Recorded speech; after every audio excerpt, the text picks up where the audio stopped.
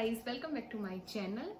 और आज मैं एक बहुत इम्पोर्टेंट टॉपिक लेकर आई हूँ जो कि है सी सेक्शन और सिजेरियन डिलीवरी। सिया, मम्मा का फ़ोन मत लो। तो जिन लोगों की डिलीवरी होने वाली है उन लोगों को बहुत ज़्यादा ये रहता है माइंड में कि सी सेक्शन क्या होता है, कैसे होता है, मुझे पेन तो नहीं होगा, मैं अनकॉन्शियस तो नहीं हो जाऊंगी। तो उन सभी के मैं आपको आज इन्फॉर्मेशन दूंगी, तो इस ब्लॉग को एंड तक ज़रूर देखिएगा। मेरी जो डिलीवरी थी वो अभी जुलाई में हुई थी, 6 मंथ पहले।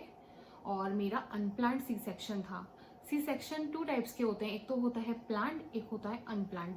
प्लान्ड जब होता है तो आपको डेफिनेटली डर लगता है, क्योंकि एक एक रात काटना, एक एक दिन काटना मुश्किल होता है कि हाँ मैं थिएटर पे जाने वाली हूँ, 2-4 डॉक्टर मेरे ऊपर खड़े होंगे, उनके हाथ में नाइफ होगा। सिया, बैकग्राउंड म्यूजिक तो चले गई, बेबी जो साथ में है। सो एक डर होता है माइंड में कि हाँ ये ऊपर लाइट होंगी, 4 डॉक्टर होंगे, उनके हाथ में नाइफ होगा, नर्स होंगी, और मेरे साथ क्या होगा क्या नहीं होगा। तो वो एक डर है, वो नेचुरल होता है। लेकिन जब ये अनप्लान डिलीवरी होती है और सडनली आपके साथ कुछ इंसिडेंट हो जाता है, जैसे कि मेरे साथ हुआ था, तो उस टाइम डर नहीं होता माइंड में। उस टाइम सिर्फ ये लगता है कि कैसे भी मेरा बेबी मेरे हाथ में आ जाए और वो एकदम हेल्दी हो, सही सलामत हो। तो बात करते हैं सी सेक्शन में होता क्या है। सी सेक्शन में अभी कोविड का टाइम चल रहा है, तो अगर आपकी डिलीवरी नियर है तो आपको, अगर प्लान है तो डॉक्टर आपसे बोलेंगे कि आप अपना कोविड का टेस्ट करा लीजिए एंड उसकी रिपोर्ट सबमिट कर दीजिए।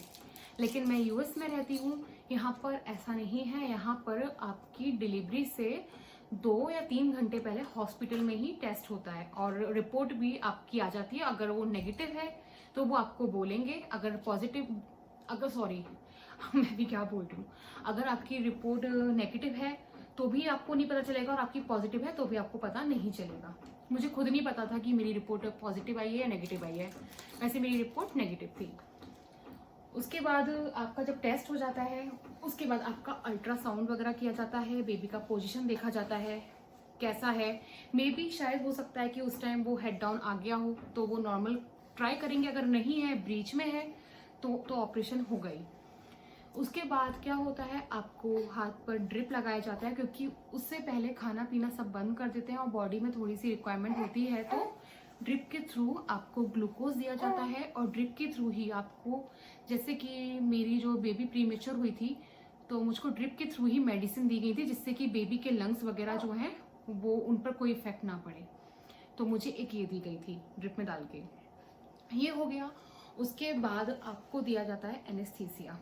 मुझे 4 इंजेक्शन्स लगे थे, और हर इंजेक्शन पता चला था मुझे कि लाइक जैसे कि कोई बेब्स जा रही हैं 1 बाई 1, तो वो चारों इंजेक्शन्स मुझे अच्छे से फील हुए थे। उसके बाद इंजेक्शन लगने के बाद कुछ नहीं पता कि मैं कौन सी दुनिया में हूँ, क्या हो रहा है क्या नहीं हो रहा है। मेरे हस्बैंड मेरे साथ थिएटर में थे। इंडिया में मे बी शायद अलाउ नहीं करते हैं आपके पार्टनर्स को, लेकिन फॉरेन कंट्रीज में ऑलमोस्ट सभी में आपके पार्टनर को अलाउ करते हैं। तो एक कॉन्फिडेंस रहता है कि हाँ कोई मेरे साथ है। तो वो मेरे माइंड में था।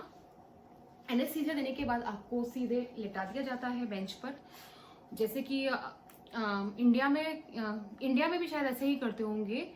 मेरे सामने एक रॉड थी, उस पर एक शीट डली हुई थी, तो मेरे साथ वो लोग क्या कर रहे हैं ये मैं नहीं देख पा रही थी। लेकिन हाँ, मैं होश में पूरा थी। मेरा मन कर रहा था कि मैं अपने पैरों को सीधा कर लूँ, मैं अपने हाथों को स्ट्रेट कर लूँ। उसके अलावा मुझे और कुछ नहीं पता। डॉक्टर खड़े थे, वो मुझे देख रहे थे, लेकिन वो मेरे साथ क्या कर रहे हैं मुझे वो भी कुछ नहीं पता। बेबी कब बाहर आया मुझे वो भी नहीं पता।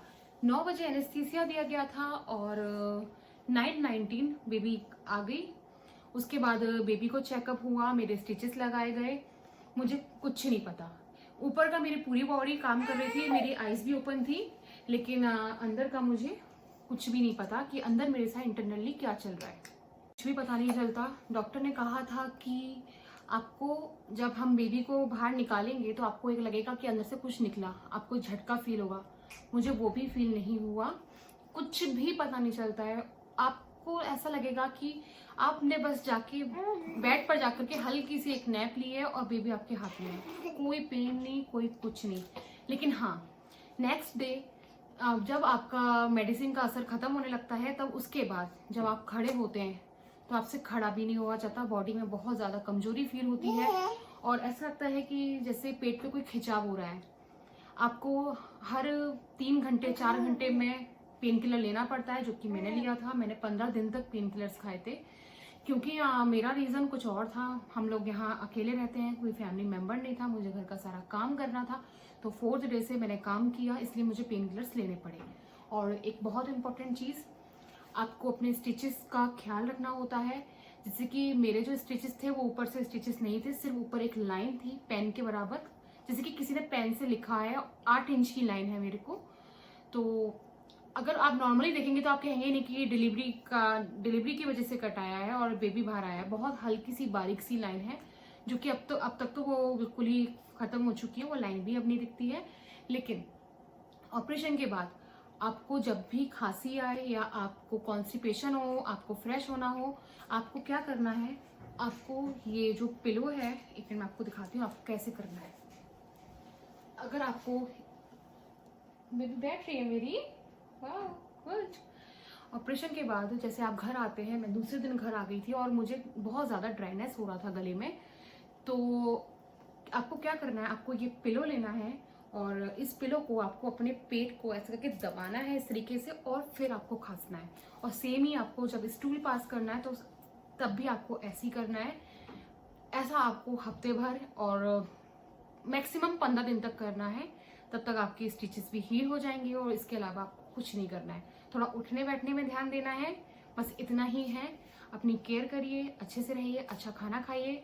बाकी अगर आपका सी सेक्शन है तो आपको डरने की कोई भी जरूरत नहीं है। अभी मैंने सी सेक्शन करा लिया है, मैं नॉर्मल के बारे में सोच भी नहीं सकती, क्योंकि अगर एक बार सी सेक्शन हो गया है तो सेकंड भी बेबी आपका सी सेक्शन से ही होगा, अगर आप बैक टू बैक बेबी कर रहे हैं तो।